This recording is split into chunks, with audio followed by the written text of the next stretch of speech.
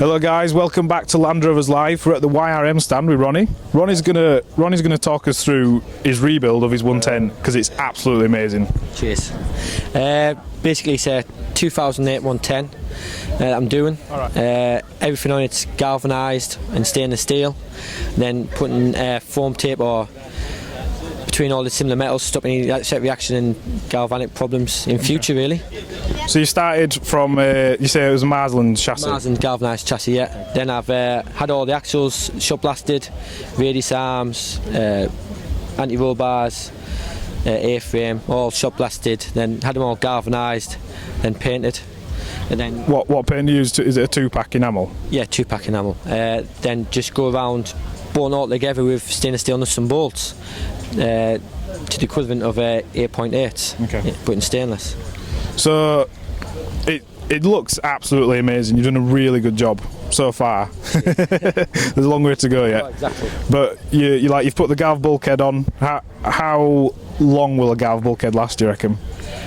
Good question. I'd like to see me out. Right. So hopefully when it goes to the scrapyard, that'll still be standing there, and all the stainless steel nuts and bolts. So the whole car basically is going to last a very long time, innit? You're doing it properly. Do it once. Yeah. So you don't have to do it again in like 5 years' time. Yeah. So do it once, do it right, and keep it. So then any tweaks I need to do or take anything apart, just comes apart nice and easy. That's a good idea. Now you guys actually remake all these components, like the bulkheads, the tubes.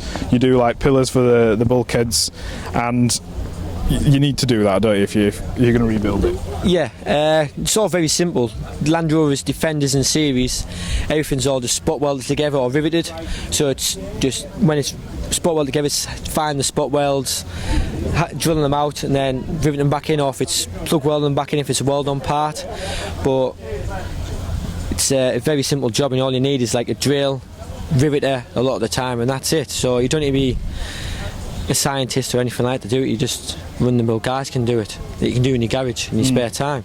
Yeah, but it's great, the stuff that you're making. It does help people keep the Land Rovers looking tidy and helping them with rebuilds and what have you. So you've put one of your seat boxes on. Is that literally every component there you've produced? Basically, you'd have to reuse your adapter plate, okay, because you've got different variations. That's a stamp product, but hopefully we'll get around to doing those.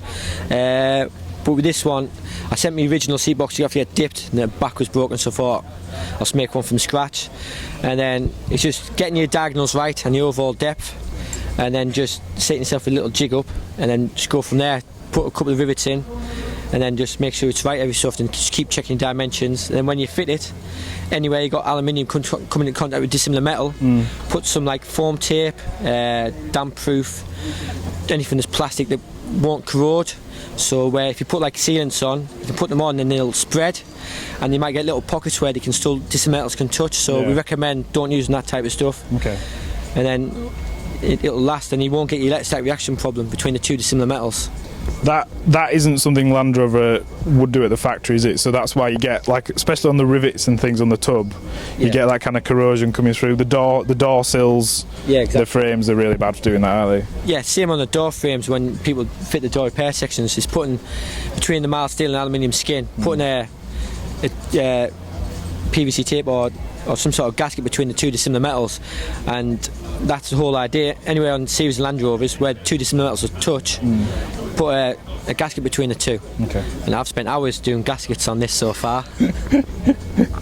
The attention to detail that Ronnie's gone to here, it's absolutely fantastic. Seriously amazing. So you've even done the support struts for the rear tub. You've replaced all them.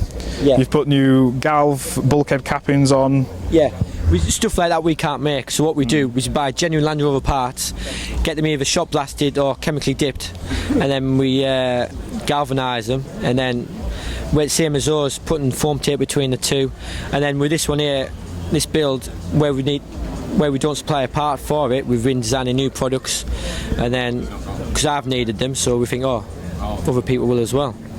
Do you want to let the viewers know your final plan for like the look of it and like the engine and stuff you're going to use? It's going to be a 2.4. The idea for the finish is going to be based on the autobiography, so with the two-tone paint and then all the interior leather as well. So that's my final goal. See how long it takes to get there, but it should be right when it's all finished. It's going to look absolutely fantastic. It's going to be a very unique vehicle. If you're doing a rebuild, if you've got kind of corroded doors, YRM, they supply all the parts to repair those. The bulkheads, the rear tub, there's some components there, so they do a really good job. Check them out. What's your website? What's your details? Details is the email is yrm@hotmail.co.uk and the website's yrm-metal-solutions.co.uk.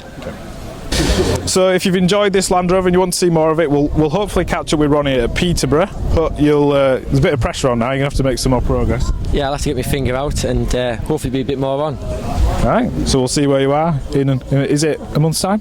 19th and 20th of September, so not far to go. Very good, no pressure, Ronnie. Thank you.